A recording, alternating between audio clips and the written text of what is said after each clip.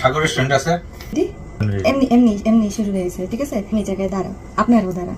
তুমি আগে চোখ বন্ধ করো। আমার হাতে আমি ধরবো, তুমি ধরো না। জানতেছো ফোন ইসে করে, তোমার এটা দেখাটা দরকার ছিল দীপু। আমি তো দেখি নাই। আমি দেখছি তুমি চোখ ওপেন করছো। চোখ ওপেন করছি না, তুমি আমার দেখি নাই। সবকিছু স্পয়েল করার মধ্যে মানে ওস্তাদ। না, আমি দেখি নাই কি। বাট তুমি চোখ ওপেন করলা কেন? সাইড হয়ে তাকাইলা কেন?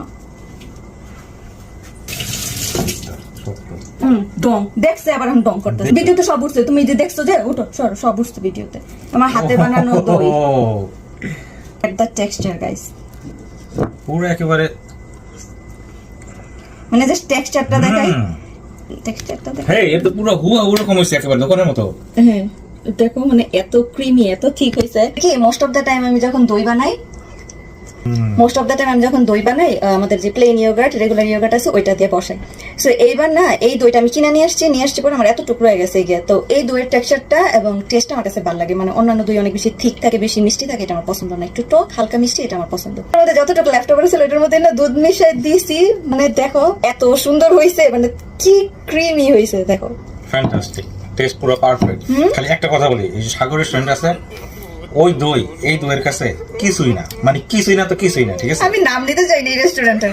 না, আমি বড় রেস্টুরেন্টের নামই বললাম এবং ইচ্ছা করে বললাম সাগর রেস্টুরেন্ট, এটা কাছে ফেক। আসলে সাগর রেস্টুরেন্ট অনেক ফেমাস একটা রেস্টুরেন্ট। আমরা অন্য কোনো স্টেট থেকে মানুষ আসলে মানে অনেক একটু বড় সড়ো করে বলি চলো সাগরে খাইতে নিয়ে যাই, আমাদের সাগরের মানে এরকম করে বলি, লাইক সাগর মনে হয় আমাদের এরকম কিছু একটা। সাগর রেস্টুরেন্টের দইটা যেটা করে এত ঠিক কেমনে বানায়, তো ঠিক মনে হয় কি দই খাইলে মনে হইতেছে ওইটা কর্নফ্লাওয়ার দিয়ে কোনো কিছু একটা বেক করে দিয়ে দিছে, সামথিং লাইক দ্যাট। মানে বেশি আর্টিফিশিয়াল এর মতো। হ্যাঁ, মানে এত তো রেগুলার দুধের দই তো এরকম শক্ত হওয়ার কথা না, বাট এগুলা রেগুলার থাকবে, যেরকম টেক্সচারটা এরকম সফট থাকবে, একটু পানি বের হবে দইয়ের, এইটাই নিয়ম। আর এই নিয়ম এটা বানাইছি, যেটা খুশি করার জন্য চেষ্টা করছি। ঠিক আছে, এটা নষ্ট আমি দেখি নাই,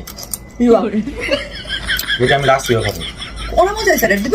খাইনি, খাইলাম আমি তো না, খাইছি নাকি? ও ইয়েস, টকের কাহিনীটা বলে দিই। এই টকের ইটা শিখছি, একটা বড় আপা আছে, উনি এরকম দই বানায়, ওনার দইটা অনেক বেশি মজা হয়। আমি বলছি আপা চিনি দিলে মিষ্টি হয়, চিনি না দিলেও না আমারটা না বেশি একটা টক হয় না, এটা কেন হয়? বলছে কি তুমি মনে ফ্রিজেতে দুধটা নিয়ে ডিরেক্টলি পাতিলা দিয়ে দইটা না করে দুধটা একটু নর্মাল টেম্পারেচারে কিছুক্ষণ রাখবা, তারপরে গেটে দিয়ে বানাইবা। ওই গুডনেস, এত টক হয়েছে যে আমার ফেভারিট, মানে টক করাটা আমার অনেক ফেভারিট। সত্যি সত্যি এটা হয়েছে, এটা তো মনে হচ্ছে এক বছর দিয়ে খাওয়া ফেলবো অলরেডি। এখানে এসে বুঝছি পারফেক্ট টেক্সচার, পারফেক্ট টেক্সচার হইছে, ইয়ামি।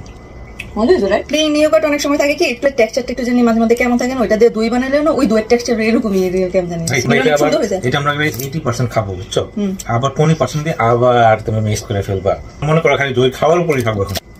কত মজা হয়েছে গাইস, কেমনে যে বুঝাই। মানে এটা ছিল দই, এটার মধ্যে কিনে নিয়ে এসেছিলাম। সো ইয়া, বাই দিয়ে দাও। যদি আমার সারপ্রাইজটার 12টা বাজাইছো, বাই। আচ্ছা ঠিক আছে, তো সবাই দই থাকবেন, আমি সবাই ভালো থাকবেন।